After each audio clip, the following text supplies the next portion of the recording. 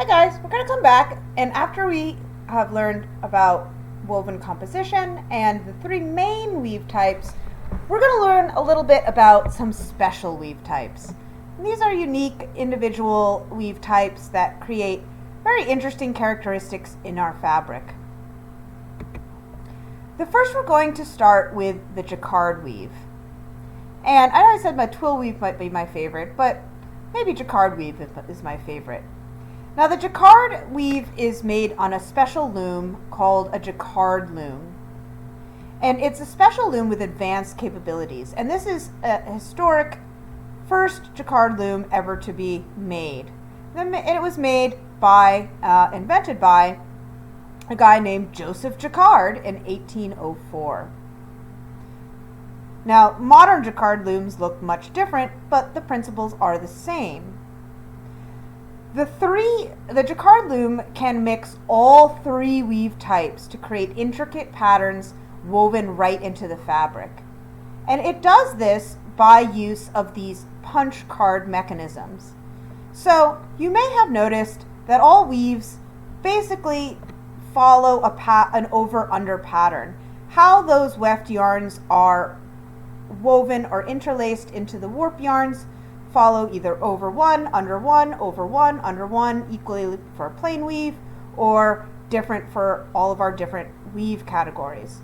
So we have, after we go, when we're inserting the weft yarns, once it meets a warp yarn, it has one of two options, over or under. And these punch cards let us know what it's going to do for every warp yarn that it meets. Is it going to go over? Is it going to go under? Is it going to go over? Is it going to go under? Now this is what you might be thinking in your head is a binary system, right? We have two possible inputs that can happen, or two possible outcomes, an over or an under, or in computer talk, a 0 or a 1. And in fact, very, very early computer programming used punch cards just like the jacquard loom to program whether the bits or the output are going to be a 0 or a 1. So we can think of the jacquard loom as a very, very proto-programmable computer. Very, very early, not quite there yet, but probably helped to influence the methods of how we program computers today. So, interesting little fact about the jacquard loom and the jacquard weave. Now let's look at what this complex loom can do. So these are different types of jacquard weaves, and the patterning in them is woven in.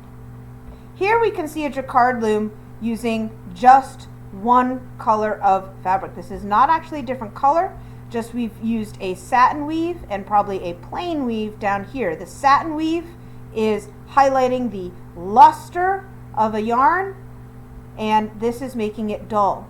And we have integrated the two types of weave to create this very intricate floral pattern. Now we can use different colored yarns if we would like different colored patterns. We don't have to use just the same color yarn. And we can use them in a way, again, to create these intricate woven patterns. And these are not printed. These are woven right into the fabric. And here's a close-up of a jacquard fabric where you can see the different types of weaves sort of being intermeshed together. Here we have the little twill weaves, we have some satin weaves, maybe some plain weaves back here, but those colored yarns are popping up and popping out in different types of weave styles to create this absolutely gorgeous woven in patterning. Now they don't always have to be floral. I know all examples are florist, but you can make any type of design using the jacquard weave. So if you see a piece of fabric that has an intricate design like this, where you see different weaves types being sort of mixed in together to create that pattern, it's a jacquard weave.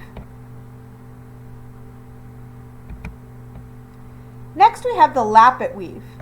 And similar to jacquard weaves, the lappet weaves are created on special looms called a lappet loom. And this is a very old style of a lappet loom.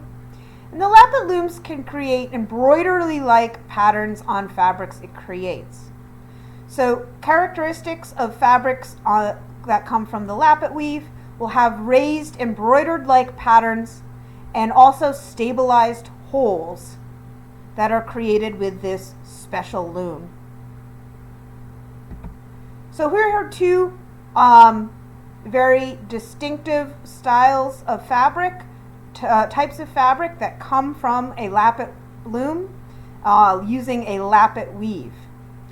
You're all probably familiar with eyelet, typically made out of cotton but can be made out of other fibers. And we have a very sort of simple plain weave background with what looks like sort of embroidery on top of it, in addition to stabilized holes called eyelets. And we get these sort of eyelet patterns in many different designs and textures, but they're all similar in that they are a lappet weave created on a lappet loom. Here we have a fabric called Swiss dot. Now it doesn't have the stabilized holes like the eyelet fabric has. It has these little raised textures. Traditionally, they were hand knotted onto the fabric. However, that's incredibly time consuming. The lappet loom allowed weavers to weave in the little raised dot structures similar to how we create the embroidery structures over here. So this is called Swiss dot, with the little raised dot textures on usually a plain weave background.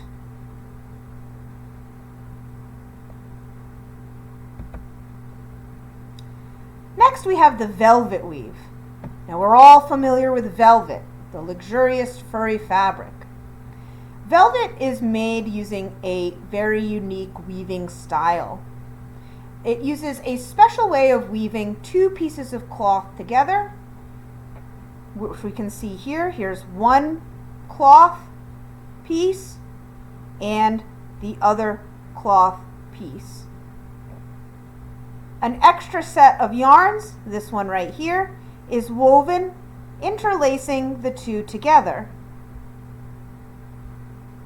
The final step is to cut between the two pieces of fabric, which creates this fuzzy pile. This is the end result of the velvet fabric. We can see the structure of the velvet fabric very easily. We have these sort of structural weft yarns here. We have our warp yarns. So these are big, sort of thick, spongy cords that go here that give the velvet a nice plushy structure. They're all woven together. These are the warp threads that sort of bind the whole structure together. And then this extra set were these yarns right here that were used to weave the two pieces of cloth together, and then were cut along this surface to create this fuzzy raised surface called a pile. Now this pile can have a direction that it likes to go. So it can maybe like to go this way, like to go another way. And this means velvet fabrics can look lighter or darker depending on the direction that they are hung. And this is called a nap, the nap direction. So velvet is what we call a napped fabric or a directional fabric. Because the pile on velvet is cut, the fuzzies are not looped and they are called a cut pile. And here we have some lovely examples of the velvet weave to create velvet fabrics. Here the pile is shorter, so we don't have as high a pile, not as fuzzy, but still you can tell that it is going to have that soft, fuzzy feeling soft round folds, very plush, thick fabric. And here we have a very, very thick pile, so very, very furry.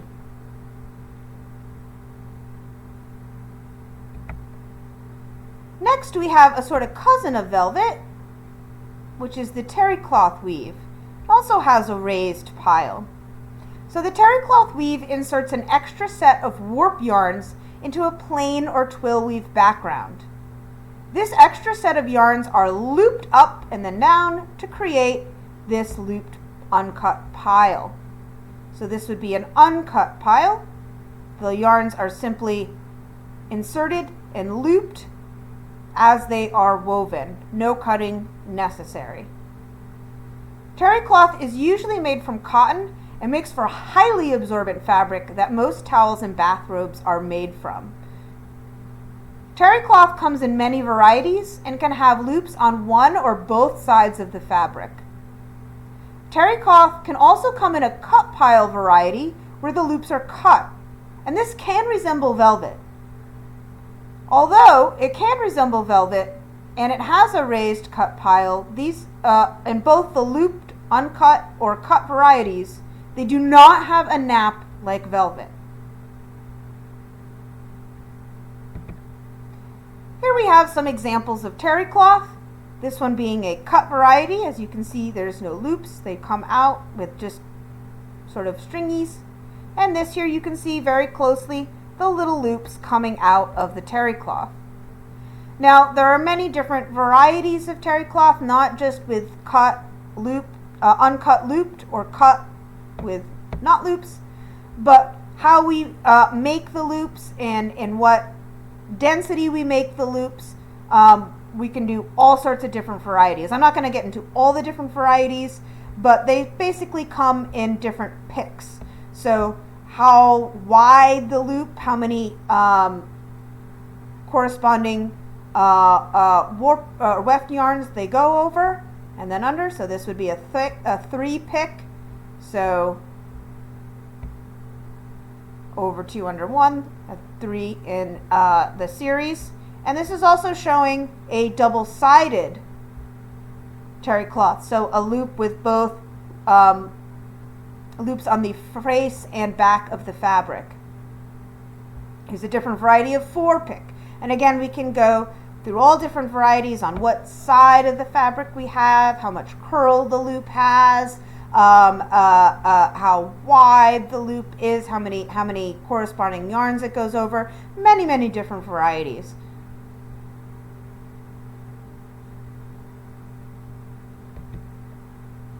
Our next weave is the dobby weave. Now the dobby weave is also created with not so much a special loom, but a special loom attachment.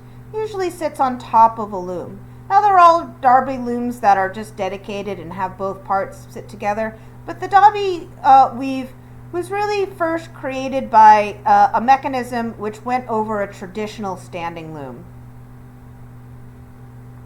The dobby weave is used to create raised textures. They do this by weaving in an extra set of yarns into a simpler background.